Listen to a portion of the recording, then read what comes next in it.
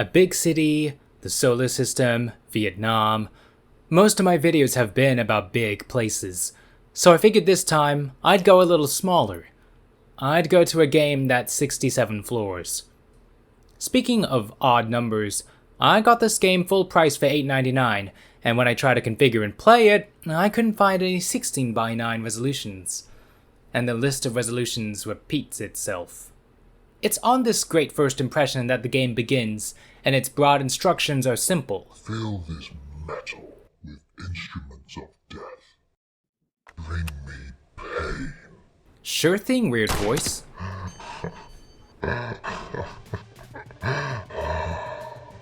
To that end, we can move with WASD, aim with the mouse, and shoot with left click. We can also run with shift and roll with space to get out of dodge quickly. If a gun's magazine isn't full, it's R to reload. This can take many precious seconds with the bigger weapons, so it may be better to switch to your second gun once you've picked one up with E by using tab or mouse scroll. One detail I appreciate is the ammo display. Instead of directly telling you how many shots you have per reload, you see the weapon and the cartridges loaded in its magazine. I was, however, briefly confused by the reload system. Simply put, the displayed numbers down here are your actual ammo count. Reloading won't affect this number at all, only shooting. Touch ammo boxes and armor plates to pick them up. These will let you shoot more and survive more enemy shots, both of which are pretty important. And those are the basics. Exit the elevator, clear each floor of enemies, return to the elevator, repeat. As you can already see, B67 is not a game that will require stealing cards from a crypto miner to run it. It's not even half a gigabyte of storage, and it's got a filter that makes the game resemble a crunchier Metal Gear Solid. Despite purposefully looking old, I think the game's graphics do have a sort of timeless quality. Desiring photorealism dooms many a game to looking dated due to developments in image display, after all. But if you'd rather your game have all the shaders and anti-aliasing, this might not be the title for you. The sound is generally fine. The guns and the people both sound like what they should, even if I did have to extract the audio to understand what the strange voice was saying. The elevator music covers it up. The music is mostly tracks by an artist named Legnazeg, although I couldn't actually find too much about him on a cursory glance. The YouTube link on his Bandcamp page takes me to image maps for some reason, and it looks like he's still making music to this day. And the tracks listed on Bandcamp are available on a pay-what-you-want format. I don't have too much to say about the music itself. It provides a high-energy tone that is suitable for an action game. Each floor is a random assortment of corridors and rooms that form an office, complete with various props like water coolers, potted plants, and piles of cash, I think. It's a shame we can't pick those up. These props do take up physical space and thus can impede movement for both you and the enemy, but they're mostly there to add flavor to the environments, keep them from feeling empty.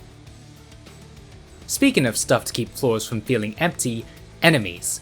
These are various military men with various uniforms and various guns. Individually, they don't provide much danger. If you have a fully loaded weapon and can tell where they are, made easier with footsteps displayed outside your vision cone, you'll likely score at least one kill before needing to reload, or before the enemy can even get a shot off. It's when enemies catch you off guard that they can really lay the hurt on, with SMGs in particular killing in seconds.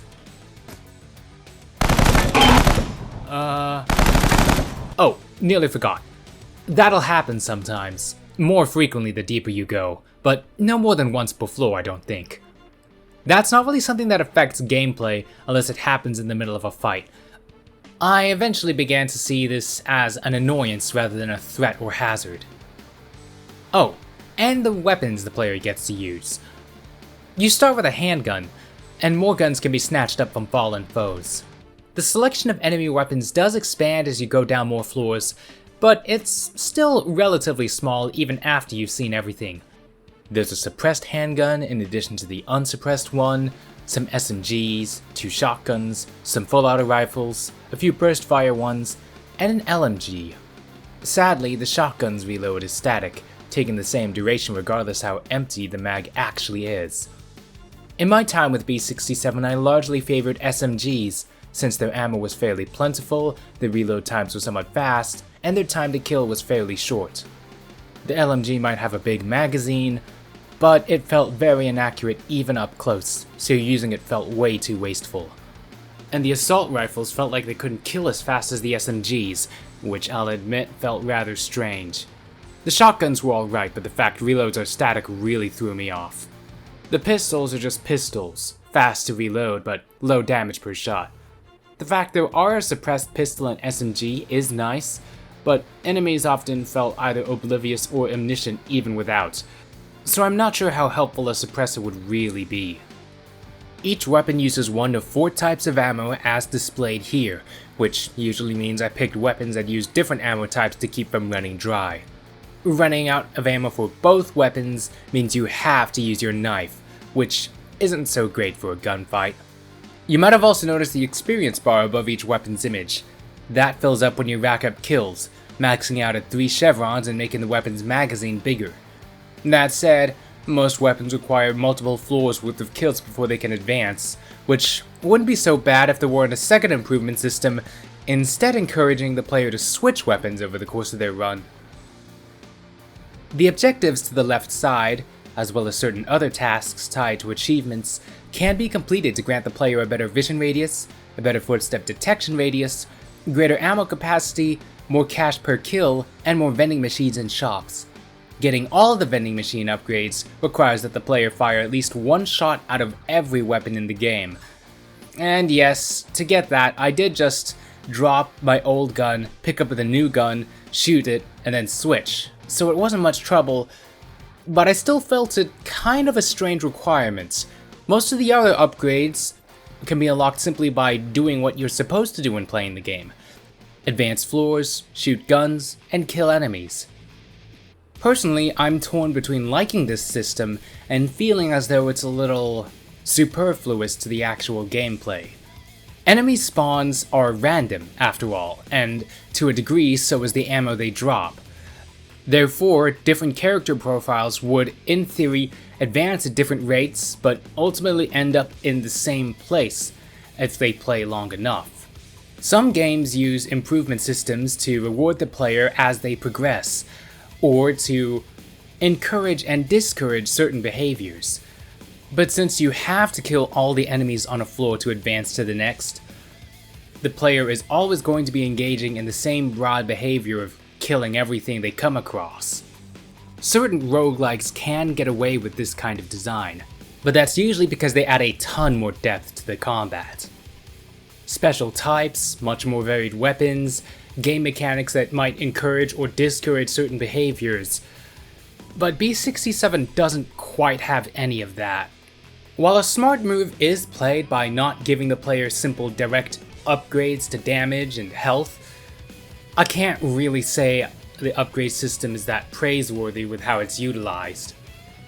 Right. Every few floors, you'll find a shop where you can spend your hard-killed cash on new weapons, ammo, and armor plates. There's no enemies here either, so these levels work as a sort of breather.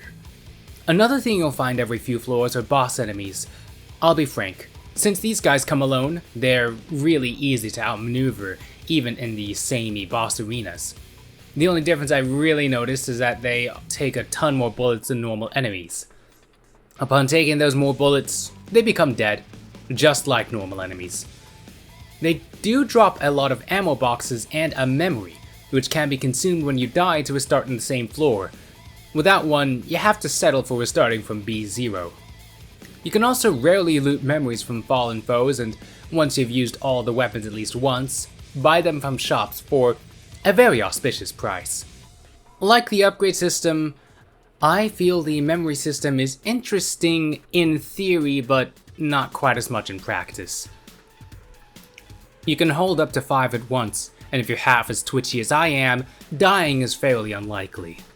Once you've reached B67, which means a final fight against this big boy with a rocket launcher and riot shield, you're taken to this place. It's fenced in and is really just a field of grass, but it does feel like a genuine place of respite, despite everything.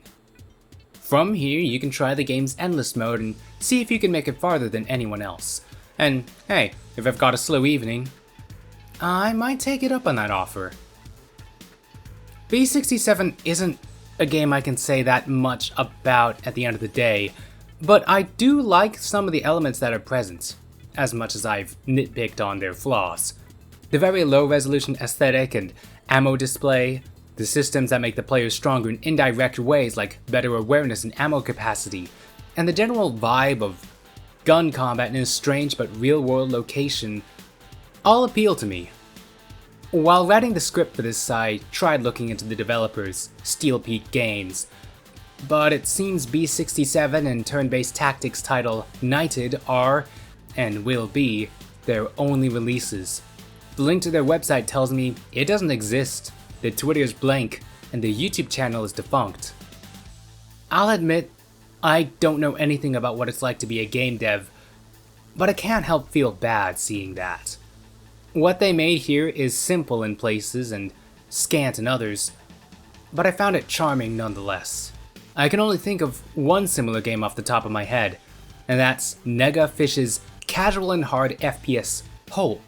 Thankfully, that game seems to have achieved much greater popularity, so I doubt the creator will meet the same fate as Steel Peak, at least not as quickly.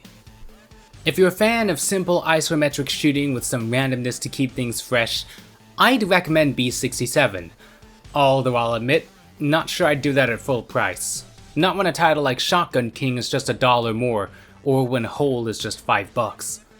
If there are other games that can evoke this kind of vibe or use environments like this for combat arenas, I'd love to know more about them in the comments. I'm not exactly a backrooms enjoyer or anything, but use of mundane yet strange locations like endless hallways or offices is a trope I find intriguing. And my many hours with Metal Gear Solid V means I'll always take a peek at anything with a military theme. As for what comes next? Good question.